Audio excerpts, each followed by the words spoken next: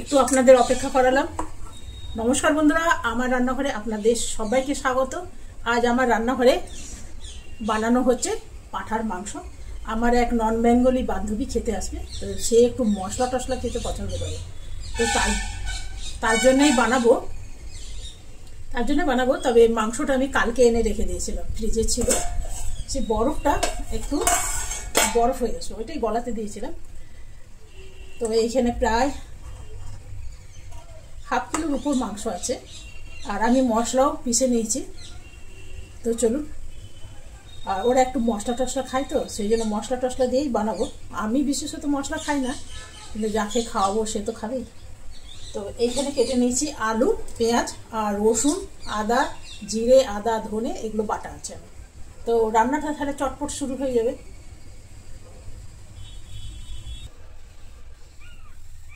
মশলাগুলো আমি পিষে রেখে দিয়েছি, জিরে, আদা আর ধনে আর রসুন, জিঞ্জার গার্লিক বলতে পারেন। রসুন আর আদা পেষা আছে আমার। আর একটুখানি পেঁয়াজ পিষে নেবো, গ্রেভির জন্য পিষে নেবো।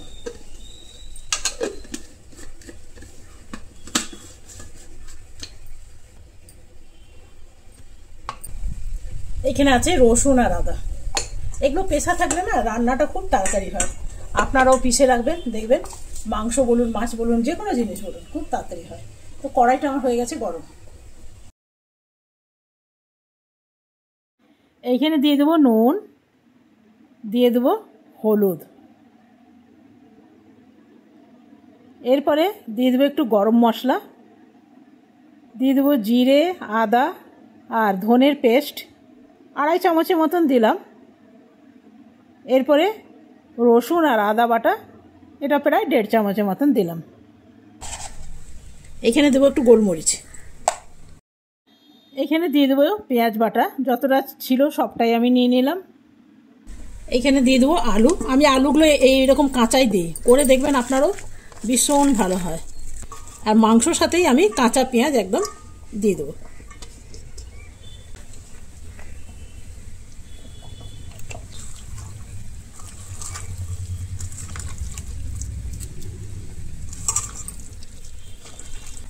একটু দেব কাশ্মীরি লঙ্কা।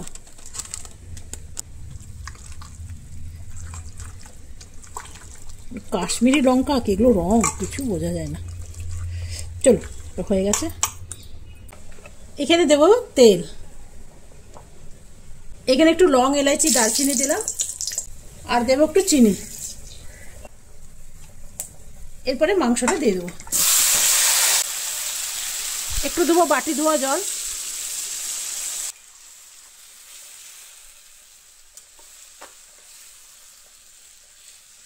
নন বেঙ্গলিরা আমাদের তুলনায় না ওরা একটু মশলা বেশি খায়,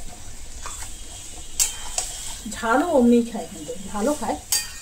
আবার কিছু কিছু ফ্যামিলি ঝাল খায় না, তো সেই জন্য আজ একটু মশলা টশলা দিয়ে বসালাম। কেন কি আমাদের বাড়িতে মশলাটা চলে না খুব একটা, ঝালও চলে না। আমার রান্না তো আপনারা দেখেইছেন। আজকে বানাবো একদম ঝোল বানাবো না, এটা ঝোল হবে না, একদম গ্রেভি বানাবো। তো মশলাটা কষাতে সময় লাগবে, পাঁঠার মাংস সময় তো লাগবেই। এগুলো আমার গাছের তেজপাতা, জানেন। নুনটা দিয়েছি, পরে যদি লাগে আরেকটু দেবো।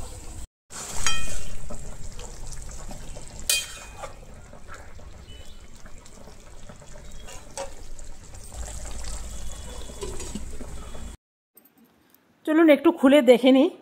দেখলাম কি কষানো মোটামুটি হয়ে গেছে, আর বেশি কষাবো না। আর আলুগুলো আমার সেদ্ধ হয়ে গেছে, দেখছেন। আর একটু কভার লাগিয়ে দেবো আমি। আর একটু খুলে দেখে নিই। আর এই যে জানলাটা দেখতে পাচ্ছেন, এর পেছনে আমার বাগান আছে। আপনারা অনবরত পাখির আওয়াজ শুনতে পাবেন। আর আজকে আমাদের জলের ট্যাঙ্কিটা পরিষ্কার করা হচ্ছে, সেই জন্য একটু জলের আওয়াজ পাবেন। আলুগুলো সেদ্ধ হয়ে গেছে, জানেন। ভাবছি কুকারে দিলে যদি গলে যায়, সেই জন্য আলুগুলো উঠিয়ে নেব।